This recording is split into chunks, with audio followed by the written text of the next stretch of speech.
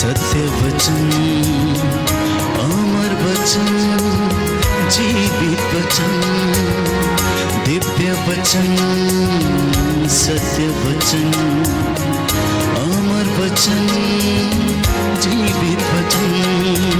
साई दा बामा बनी दा बामा बगरे रे सा नी रे सा नी रे सा नी रे सा नी रे सा। दिव्य वचन, सत्य वचन, अमर वचन, जीवित वचन, दिव्य वचन, दिव्य वचन।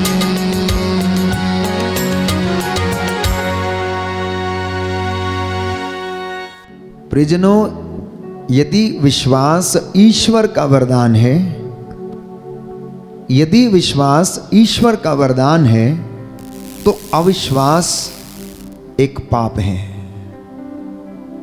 यदि विश्वास ईश्वर का वरदान है और ईश्वर की ओर से आता है, तो प्रियजनों, अविश्वास शैतान की ओर से आता है, जो हमें सत्य को जानने के लिए हमें क्या कर देता है? असमर्थ करता है और अपनी बातों को हमारे जीवन में डालने की कोशिश करता है, हमारी सोच को विकृत करने की कोशिश करता है। और जब हम प्रलोभन में पड़ के परमेश्वर से दूर चले जाते हैं अपने अविश्वास के कारण, तो हम एक घृणित पाप कर बैठते हैं। मैं आपके लिए वचन पढ़ना चाहता हूं। प्रकाशना ग्रंथ अध्याय 21 पद संख्या 8 लिखा है, लेकिन कायर, अविश्वासियों, नीचों, हत्यारों, व्यभिचारियों, ओझों, मूर्ति पूजकों और हर प्रकार के मिथ्यावादियों का भाग्य ये होगा, धधकती आग और गंधक के कुंड में उनकी द्वितीय मृत्यु होगी। Hallelujah, hallelujah. हे प्रभु यीशु, हे प्रभु यीशु, मुझे इस अंधकार में, मुझे इस अंधकार में मत पड़ने दीजिए, मत पड़ने दीजिए। मेरे विश्वास को बढ़ाइए, मेरे विश्वास को बढ़ाइए। मुझे सामर्थ्य दीजिए, मुझे सामर्थ्य दीजिए। Hallelujah, hallelujah, hallelujah. हालेलुया। तो यदि आपने ध्यान पूर्वक ये वचन सुना, तो प्रभु ये कहता है कि अविश्वासी व्यक्ति को भी आग के और गंधक के कुंड में डाल दिया जाएगा। जो व्यक्ति विश्वास नहीं करेगा, वो दोषी ठहराया जा चुका है।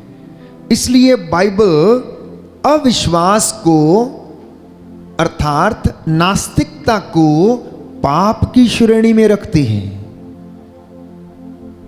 इसलिए आप ध्यान दीजिए, कोई भी व्यक्ति अगर सच्चे परमेश्वर में विश्वास नहीं करता, उसकी आराधना नहीं करता और झूठ बोलता है, सच्चे परमेश्वर की निंदा करता है, उसकी बातों पर विश्वास नहीं करता है, बाइबल कहती है ऐसा व्यक्ति आग के और गंधक के कुंड में डाल दिया जाएगा।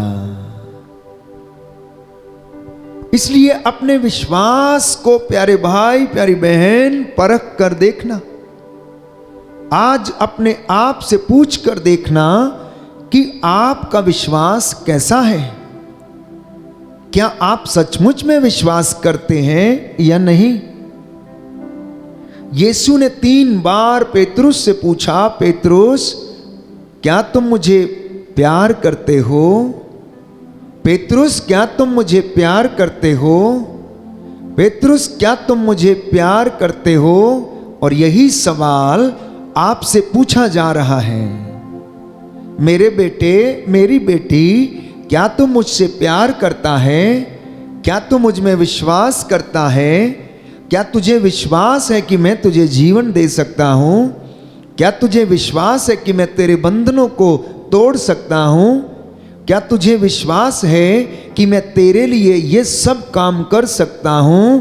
ये सवाल आपसे पूछा जा रहा है, इसलिए जवाब दे देना आत्मा से भर के, आत्मा की सच्चाई के साथ। प्यारे भाई, प्यारी बहन, आज प्रभु आपके मुख से सुनना चाहता है, इसलिए जवाब देने के लिए तैयार रहना, अन्यथा अंधकार में मुझे और आपको भी दांत पीसने पड़ेंगे और हम इस पाप के भागी बन सकते हैं यदि हम परमेश्वर के वचन पर विश्वास नहीं करते हैं। तो हालेलुया, हालेलुया, हालेलुया, हालेलुया। हे प्रभु यीशु, हे प्रभु यीशु, आपके वचन आत्मा और जीवन है। आत्मा और जीवन मुझ पर दया कीजिए, मुझ पर दया कीजिए, मेरे परिवार पर दया कीजिए। मेरे परिवार पर दया कीजिए। Hallelujah, hallelujah, hallelujah, hallelujah, hallelujah, hallelujah, hallelujah. Hallelujah. एक उदाहरण राजाओं के दूसरे ग्रंथ से अध्याय 6 पद संख्या 27 मैं आपके सामने रखना चाहता हूं। अविश्वास का एक ऐसा उदाहरण जो बाइबल हमें बताती है। लिखा है, इज़राइल का राजा दीवार के ऊपर चल रहा था। एक स्त्री ने उससे चिल्लाकर कहा, श्रीमान महाराज, मेरी सहायता कीजिए। उसने उत्तर दिया, यदि प्रभु तुम्हारी सहायता नहीं करता तो फिर मैं कहां से तुम्हारी सहायता करूंगा? क्या खलिहान से? क्या अंगूर के कोलू से? फिर राजा ने उससे पूछा, तुम क्या चाहती हो? उसने उत्तर दिया, एक स्त्री ने मुझसे कहा कि तुम अपना पुत्र दो, जिससे हम आज उसे खाएं और कल मेरे पुत्र को खाएगी। इसलिए हम दोनों ने मेरे पुत्र को पकाया और खाया। दूसरे दिन मैंने उससे कहा कि अब तुम अपना पुत्र दो, उसे हम खाएं, तो उसने अपने पुत्र को छिपा लिया है। ये समारिया में जो दुर्भिक्ष दिन आए, ये उनकी घटना है। अगर आप प्यारे भाइयों और बहनों अध्याय 6 पद संख्या 8 से पढ़ना शुरू करेंगे तो वहां पर लिखा है कि आराम का राजा इजराइलियों से युद्ध कर रहा था। उसने अपने सेवकों के साथ परामर्श करने के बाद कहा, अमुक स्थान पर अपना पड़ाव डालो। उधर ईश्वर भक्त ने इज़राइल के राजा से यह कहला भेजा कि वह इस स्थान से होकर ना जाए, क्योंकि यहाँ आरामी लोग पड़ाव डालने वाले हैं। तो इज़राइल के राजा ने उस स्थान पर जिसके विषय में ईश्वर भक्त ने बताया था, अपने गुप्तचर भेजे। इस प्रकार वह राजा को कई बार सावधान करता था, जिससे कि राजा उन स्थानों से सावधान रहता था। तो आराम के राजा ने इस बात से घबराकर अपने सेवकों को इकट्ठा करवाया और उनसे पूछा, क्या तुम लोग मुझे बता सकते हो कि हम में कौन इज़राइल के राजा का समर्थक है? उसके सेवकों में से एक ने कहा, महाराज, मेरे स्वामी, हम में से कोई भी नहीं, परंतु इज़राइल का नबी एलीशा इज़राइल के राजा को आपकी वे बातें तक बता देता है जो आप अपने शयनागर में कहते हैं। इस पर उसने आज्ञा दी, जाओ और देखो कि वह कहाँ है, जिससे मैं उसे पकड़ने किसी को भेजूं। उसे बताया गया कि वह दोतान में है। इसलिए उसने घोड़ों और रथों सहित एक बड़ा सैनिक दल वहां भेजा। वे वहां रात के समय पहुंचे और उन्होंने नगर को घेर लिया। ईश्वर भक्त का सेवक सवेरे उठकर बाहर निकला तो देखता क्या है कि घोड़ों और रथों सहित एक दल नगर को घेरे पड़ा है। सेवक ने कहा, स्वामी, हम क्या करें? लेकिन उसने कहा, डरो मत, जो हमारे साथ हैं वे उनसे अधिक हैं जो उनके साथ हैं। इसके बाद एलीशा ने प्रार्थना की, प्रभु इस युवक को दृष्टि दे जिससे वह देख सके। अब प्रभु ने उस युवक की आंखें खोल दी और उसने देखा कि एलीशा के चारों ओर का पहाड़ घोड़ों और अग्निमय रथों से भरा हुआ है। आरामी उस पर आक्रमण कर ही रहे थे कि एलीशा ने प्रभु से प्रार्थना की, इन लोगों को अंधा बना दे। और एलीशा ने जैसे ही प्रार्थना की थी, प्रभु ने उन्हें अंधा बना दिया। इस पर एलीशा ने उनसे कहा, यह वह रास्ता नहीं है, यह वह नगर नहीं है। तुम लोग मेरे पीछे आओ और मैं तुम्हें उस व्यक्ति के पास ले चलता हूं जिसे तुम ढूंढ रहे हो। इस प्रकार वह उन्हें समारिया ले चला। समारिया में प्रवेश कर एलीशा ने कहा, प्रभु इनकी आंखें खोल दे जिससे यह देख सके। प्रभु ने उनकी आंखें खोल दी तो उन्होंने देखा कि वे समारिया में हैं। और जब इज़राइल के राजा ने उन्हें देखा तो उसने एलीशा से पूछा, मेरे पिता क्या मैं इन्हें मार डालूं? लेकिन उसने कहा, नहीं, इन्हें नहीं मारिए। क्या आप उन्हें मारते हैं जिन्हें आपने अपनी तलवार और धनुष से बंदी बनाया है? इन्हें खाने पीने को रोटी पानी दीजिए जिससे ये खा पी कर अपने स्वामी के पास ले जाएं। और इस पर राजा ने एक भोज दिया और उनके खा पी लेने के बाद उन्हें विदा किया और वे अपने स्वामी के पास लौट गए। और इस घटना के बाद अरामियों ने इज़राइल पर छापा मारना छोड़ दिया। विश्वास की एक ऐसी घटना जिसे हम राजाओं के दूसरे ग्रंथ में हम पढ़ते हैं कि एलीशा प्रभु से प्रार्थना करता है कि इस युवक की आंखें खोल दे जिससे कि ये विश्वास की आंखों से देख सके कि एलीशा के साथ सबसे महान सामर्थवान प्रभु विराजमान है और उसकी रक्षा करता है। और उसने देखा कि एलीशा के चारों ओर अग्नि के रथ लिए हुए स्वर्गदूत उसकी रक्षा करने के लिए तैयार हैं। उसने फिर से प्रार्थना किया कि इसकी आंखें बंद कर दे, इन लोगों की आंखें बंद कर दे जो चढ़ाई करने के लिए आए हैं। तो प्रभु ने, प्यारे भाइयों और बहनों, ऐसा ही किया। इसके बाद जैसा मैंने आपसे कहा कि वहां पर आराम में ऐसी समस्या उत्पन्न हो गई कि लोग एक दूसरे के दुश्मन हो गए और यहां तक कि वहां पर वे लोग अपने ही पुत्रों को मार कर पका कर खाने लगे। और दो स्त्रियों के विषय में हमने पढ़ा कि वे राजा के पास आती है और अपनी मुद्दई के खिलाफ क्या करती है, राजा से न्याय करने की गुहार लगाती हैं। अगले वचन में पढ़ेंगे एलीशा की भविष्यवाणी। उस समय एलीशा अपने घर में था और उसके आसपास नेता बैठे हुए थे। राजा ने अपने आने के पहले एक आदमी भेजा। उस दूत के वहां पहुंचने के पहले ही एलीशा ने नेताओं से कहा, देखो मेरा सिर काटने के लिए वो हत्यारा किसी को भेज रहा है। एलीशा का सिर काटने के लिए राजा ने किसी को आदेश दिया और उसे भेजा, परंतु प्रभु की कृपा से एलीशा को पहले से ही ये मालूम चल गया और वह कहने लगा कि देखो मेरा सिर काटने के लिए वह किसी हत्यारे को मेरे पास भेज रहा है, सावधान रहो। उस दूत के आने पर दरवाज़ा बंद कर दो, उसको किवाड़ों से बाहर ढकेल दो, क्योंकि मुझे उसके पीछे उसके स्वामी की आहट सुनाई दे रही है। वह उनसे यह कह ही रहा था कि राजा उसके पास आ गया और कहने लगा, यह विपत्ति प्रभु की ओर से आई है, अब मैं प्रभु से किस बात की आशा करूं? तो एलीशा ने कहा, प्रभु की वाणी सुनो। प्रभु का कहना है कि कल इसी समय समारिया के फाटक पर आधा मन मैदा 1 शकेल में और 1 मन जौ 1 शकेल में बिकेगा।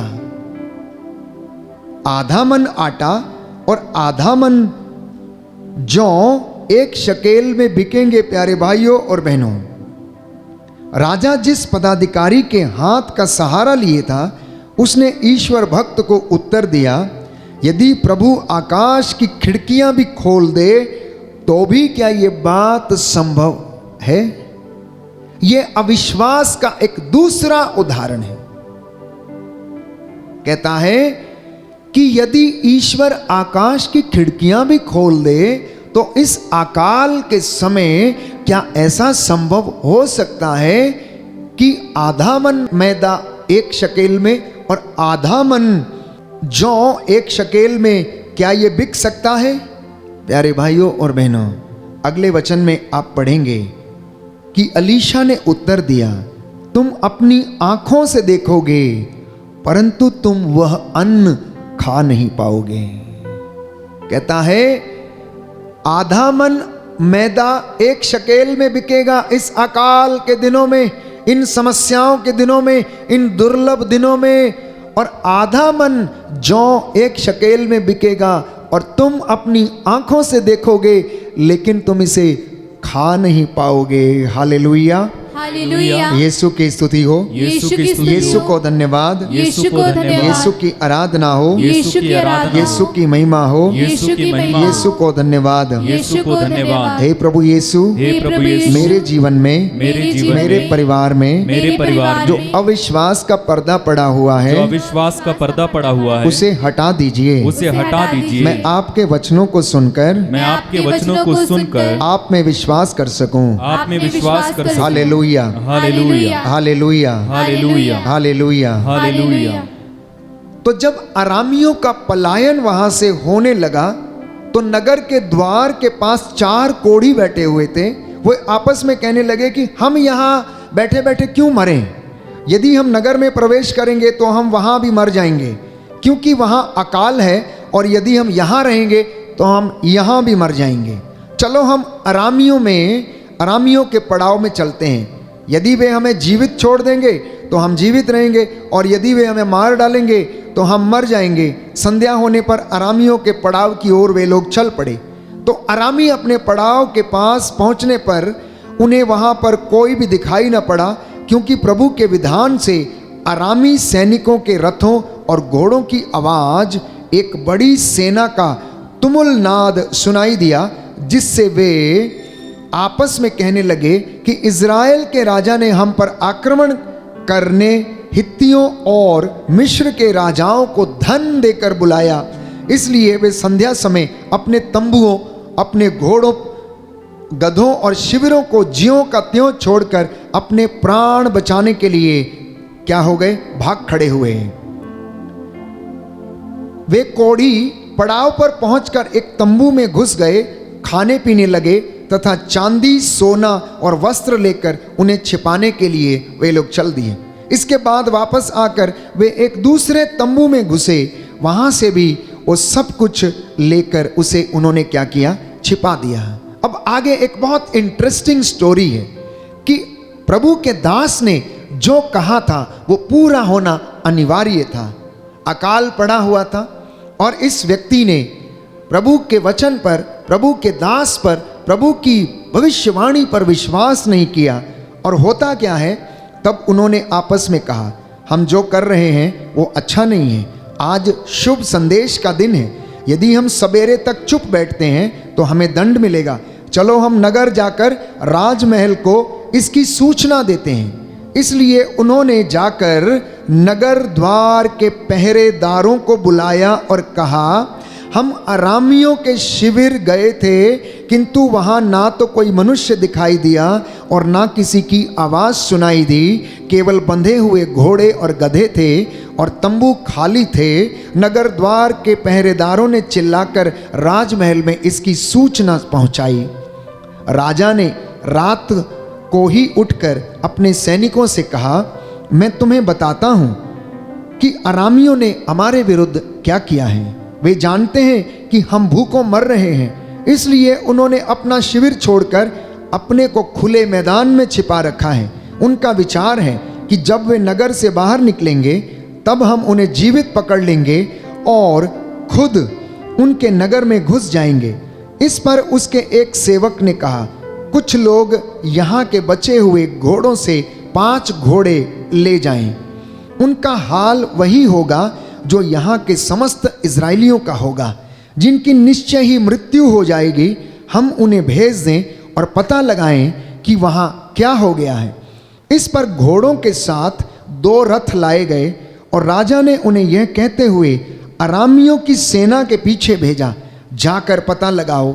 और वे यरदन तक उनके पीछे गए। सारा मार्ग अस्त्रों और वस्त्रों से भरा पड़ा था, जिन्हें अरामियों ने भागते हुए फेंका था। दूतों ने वापस आकर राजा को इसकी सूचना दी। तब लोग अरामियों के शिविरों को लूटने के लिए निकल पड़े। अब जैसा कि प्रभु ने कहा था, आधा मन मैदा 1 शकेल में और 1 मन जौ 1 शकेल में बिकने लगा। जब अरामी अपना पड़ाव छोड़कर भाग गए, अपनी सारी धन दौलत संपत्ति छोड़कर भाग गए, तो लोगों ने जाकर उन शिविरों में से क्या कर दिया, वो सारा माल लूट लिया और वे ले आए और क्या करने लगे, वहां पर महल के फाटक के पास आधा मन मैदा 1 शकेल में बिकने लगा और आधा मन जौ 1 शकेल में बिकने लगा, क्योंकि अकाल के दिन थे, वहां पर भुखमरी पड़ी थी। लोग आपस में ही एक दूसरे को मार कर खाने की नौबत आ गई थी। उनके पास भोजन नहीं था, पेट भरने के लिए उनके पास कुछ भी नहीं था। परिस्थिति ऐसी थी कि वहां पर 2 स्त्रियों का विषय में हमने सुना कि आपस में उन्होंने कहा कि आज तुम अपने पुत्र को मारो और उसे पकाओ और हम खा लें। और उन्होंने ऐसा किया। कल मैं अपना पुत्र क्या करूंगी, तुमको दे दूंगी और हम पकाएंगे और खाएंगे। प्रभु का दास इस भविष्यवाणी को करता है और लिखा है कि राजा ने उस पदाधिकारी को नगर द्वार का अध्यक्ष नियुक्त किया, जिसके हाथ वह सहारा लिए था। तो राजा ने क्या किया, उसी व्यक्ति को जिसने अलीशा को जाकर कहा था कि क्या ईश्वर स्वर्ग की खिड़कियों को खोल दे, तब भी क्या ये बात संभव हो सकती है कि इन अकाल के दिनों में आधा मन जौ 1 शकेल में और आधा मन आटा 1 शकेल में बिक सकता है? ये सबसे बड़ा अविश्वासी था। अब सुनिए ध्यान से, आगे क्या लिखा है। आगे लिखा है, किंतु लोगों ने फाटक पर ही उस व्यक्ति को रौंद दिया और उसकी मृत्यु हो गई, जैसा कि ईश्वर भक्त ने कहा था। जब राजा उसके घर आया था, उस समय ईश्वर भक्त ने राजा से कहा था, कल इसी समय समारिया के फाटक पर आधा मन मैदा 1 शकेल में और 1 मन जौ 1 शकेल में बिकेगा। और उस पदाधिकारी ने ईश्वर भक्त को उत्तर दिया था, यदि प्रभु आकाश की खिड़कियां खोल भी दे तो भी क्या ये बात संभव है? उस समय ईश्वर भक्त ने उत्तर दिया, तुम अपनी आंखों से देखोगे, परंतु वह अन्न तुम नहीं खा पाओगे। और उसके साथ वैसा ही हुआ। लोगों ने फाटक पर उसे रौंदा और उसकी मृत्यु हो गई। उसकी मृत्यु हो गई। अविश्वास, प्यारे भाइयों और बहनों, हमारे जीवन में ऐसी पाप को आमंत्रित करता है जो कि ईश्वर के विरुद्ध है। इसलिए जब हम अविश्वास करने लगते हैं तो प्रियजनों, हमारा जीवन नष्ट होने लगता है, हम ईश्वर से दूर चले जाते हैं। इसलिए मत्ती के सुसमाचार अध्याय 11 पद संख्या 20 में हम पढ़ते हैं कि प्रभु ने बेतसाइदा, कफरनाहुम, कुराजन और बेतसाइदा को क्या कहा? उसे कहा, रे बेतसाइदा, रे कुराजन, रे कफरनाहुम, धिक्कार तुझे। अगर ये सारे चमत्कार प्यारे भाइयों और बहनों जो किए गए हैं, अगर इस पर तूने विश्वास किया होता तो आज तू उद्धार पाता। मत्ती का सुसमाचार अध्याय 11 पद संख्या 20 में हम प्रभु का वचन पढ़ेंगे। तब ईसा उन नगरों को धिक्कारने लगे जिन्होंने उनके अधिकांश चमत्कार देखकर भी पश्चाताप नहीं किया था। धिक्कार तुझे रे कोराजिन, धिक्कार तुझे बेतसाइदा, जो चमत्कार तुम में किए गए थे, यदि वे तीरुस और सिदोन में किए गए होते तो उन्होंने ना जाने कब से टाट ओढ़कर और भस्म रमाकर पश्चाताप किया होता। इसलिए मैं तुझसे कहता हूँ, न्याय के दिन तेरी दशा की अपेक्षा तीरुस और सिदोन की दशा कहीं अधिक सहनीय होगी। और तू रे कफरनाहूम, क्या तू स्वर्ग तक ऊंचा उठाया जाएगा? नहीं, तू अधोलोक तक नीचे गिरा दिया जाएगा। क्योंकि जो चमत्कार तुझ में किए गए हैं, यदि वह सोदोम में किए गए होते तो वह आज तक बना रहता, आज तक बना रहता। इसलिए प्रिय भाइयों और बहनों, अपने जीवन में अविश्वास से दूर रहने का पूरा पूरा प्रयत्न कीजिए, अन्यथा प्रभु हमसे यह कहेगा, धिक्कार मेरे बेटे, क्योंकि तुझे इतना वचन सुनाया गया, तुझे बार बार मौका दिया गया, तुझे बार बार प्रायश्चित के लिए बुलाया गया, लेकिन तूने मेरी बातों को नहीं सुना। ये कलीसियाओं के लिए यह वचन है, ये चुने हुए लोगों के लिए यह वचन है, प्रभु की दुल्हन उसकी कलीसिया के लिए यह वचन है, जहां पर लोगों को, विश्वासियों को बार बार ये वचन सुनाए जाते हैं। कितने अभागे हैं वे लोग जो ईश्वर के नाम को नहीं जानते हैं। कितने अभागे हैं वे लोग जो उसके वचन को नहीं सुन पाते हैं। इसलिए प्यारे भाइयों और बहनों, अविश्वास की स्थिति में आपके जीवन में जानते हैं श्राप आने शुरू हो जाते हैं। Hallelujah, hallelujah. हे प्रभु यीशु, हे प्रभु यीशु, मैं इस विश्वास से मैं इस विश्वास से बचना चाहता हूँ। बचना चाहता हूँ। मुझे बचा कर रखने की मुझे बचा कर रखने कृपा की कीजिए। कृपा कीजिए। Hallelujah, hallelujah, hallelujah. हालेलुया। तो मैंने कहा कि अविश्वास की वजह से इंसान के जीवन में, परिवारों में श्राप आने लगते हैं।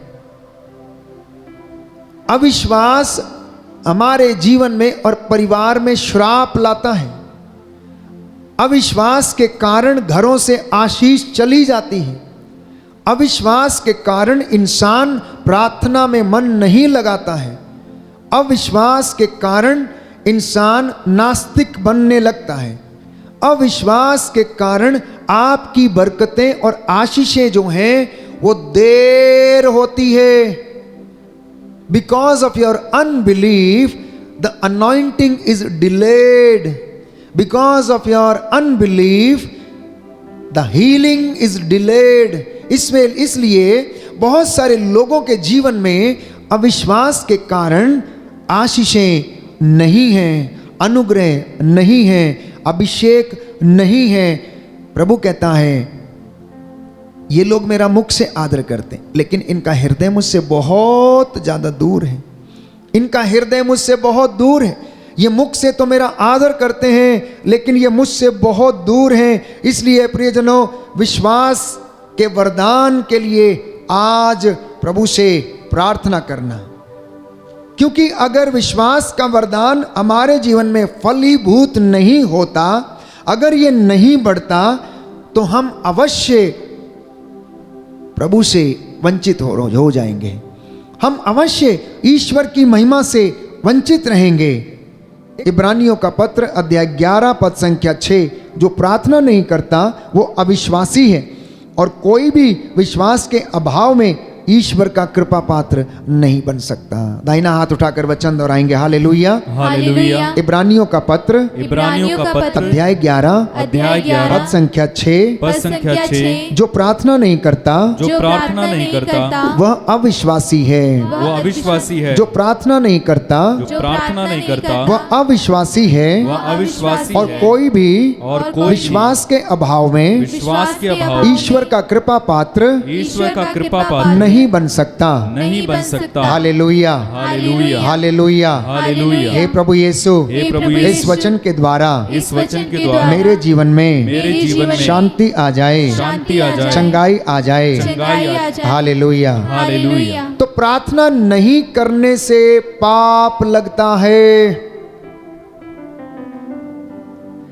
प्रार्थना नहीं करने से पाप लगता है, क्योंकि ये ईसा मसीह के अनुसार ईश्वर की इच्छा ये है कि आप निरंतर प्रार्थना करें, जागते रहें। धन्यवाद के निवेदन आप लोग प्रभु के समक्ष नित्य प्रतिदिन प्रस्तुत करें, क्योंकि प्रार्थना करने से जिंदगी में, जीवन में चमत्कार होते हैं। मूसा के जीवन में प्रार्थना ने चमत्कार किए। जब इजरायली जनता योशुआ की अगुवाई में युद्ध लड़ रही थी, उसके हाथ ऊपर रहते थे, गिड़गिड़ाते हुए वो प्रार्थना कर रहा था और इजरायली जनता जीतती जाती थी। मूसा के हाथ ऊपर रहे तो उधर चमत्कार होता रहा और इजरायली जनता जीतती रही। माता पिता के हाथ ऊपर रहेंगे, आपकी संतानें जीतती रहेंगी, सफलता प्राप्त करती रहेंगी, उन्नति हासिल करती रहेंगी। यीशु ने गतसमनी बाग में प्राण पीड़ा सहते हुए प्रार्थना की, बार बार नित्य प्रतिदिन पिता से संयुक्त होकर उन्होंने प्रार्थना की और रोज वो चिन्ह और चमत्कार किया करते थे। एलीशा ने प्रार्थना की, निनवे शहर के लोगों ने प्रार्थना की, एस्तेर ने प्रार्थना की, हन्ना ने प्रार्थना की। प्यारे भाइयों और बहनों, और इनके जीवन में चमत्कार पे चमत्कार देखने को हमें मिलते हैं। इसलिए याद रखें कि प्रार्थना हमारे लिए स्वर्ग के द्वार को खोल देती है और आशीष बरसने लगती हैं। लेकिन प्रार्थना नहीं करने से हमारी आशीषें क्लोज हो जाती हैं, ब्लॉक हो जाती हैं। जिस घर में प्रार्थना नहीं है वो घर बिखरा हुआ है, वो घर टूटा हुआ है, उस घर में अशांति है, उस घर में मनमुटाव है, उस घर में प्रभु का निवास नहीं है। इसलिए प्यारे भाइयों और बहनों, प्रभु का वचन आज हमारे जीवन में कार्य करे। प्रार्थना नहीं करना आध्यात्मिक जीवन को कमजोर कर देता है। If you do not pray, your spiritual life gets weakened. आपके आध्यात्मिक जीवन कमजोर होने लगता है। चाहे वो प्रभु का चुना हुआ दास क्यों ना हो, चाहे वो लोकधर्मी क्यों ना हो, चाहे वो विश्वासी क्यों ना हो, प्रार्थना नहीं करने से आपका आध्यात्मिक जीवन कमजोर पड़ने लगता है। और हमारे जीवन का जो असली स्तंभ है वो प्यारे भाइयों और बहनों हमारा आध्यात्मिक जीवन है, हमारा आध्यात्मिक जीवन है। प्रार्थना नहीं करने से आपके जीवन की जड़ें कमजोर हो जाती हैं। प्रार्थना नहीं करने से हम ईश्वर से दूर चले जाते हैं और हम अविश्वासी बनने लगते हैं। उड़ाऊ पुत्र के जीवन में ऐसा ही हुआ। पिता से वंचित हुआ, प्रार्थना से दूर चला गया, आध्यात्मिक जीवन से दूर चला गया और उसने ऐशो आराम की जिंदगी बितानी शुरू कर दी और अंत में वो पछताने लगा। जब उसे पछतावा हुआ तो वो लौट कर आया, स्वर्ग के झरोखे फिर खुल गए। पिता ने उसे आलिंगन किया, उसे नए वस्त्र पहनाए, उसके घर में अंगूठी पहनाई, पैरों में चप्पल पहनाई और कहा कि इसके लिए भोज का प्रबंध करो। ये मर गया था, ये जी गया है, ये खो गया था, ये मिल गया है। ऐसा ही आपकी जिंदगियों में भी हो रहा है। आज बहुत सारे परिवारों में ऐसा ही हो रहा है। पिता ना जाने कितने सालों तक उस बेटे के लिए रो रो कर प्रार्थना करता रहा होगा, जिससे कि उसके बेटे का मन परिवर्तन हो जाए। आप भी प्रार्थना करने से ना हिचकें। अपने शराबी पति के लिए, अपने बुरे बेटे के लिए जिसमें बुरी आदतें हैं, कंटिन्यूअस लगातार प्रार्थना करते जाएं। क्योंकि प्यारे भाइयों और बहनों, अगर हम प्रार्थना नहीं करते तो हम अपने ही खिलाफ पाप करते हैं। ईश्वर के खिलाफ तो हम पाप करते हैं, उसके विरुद्ध तो हम पाप करते ही हैं, लेकिन हम अपने ही खिलाफ पाप करते हैं। आइए सारा बंधन टूटे, हम प्रभु से प्रार्थना करें कि प्रभु हमारे विश्वास को जगाइए, हमारे विश्वास को बढ़ाइए। हम आपकी आराधना करते हैं, हमें आशीष प्रदान कर तेरी महिमा हमारे जीवन में प्रकट होने दे। आमीन।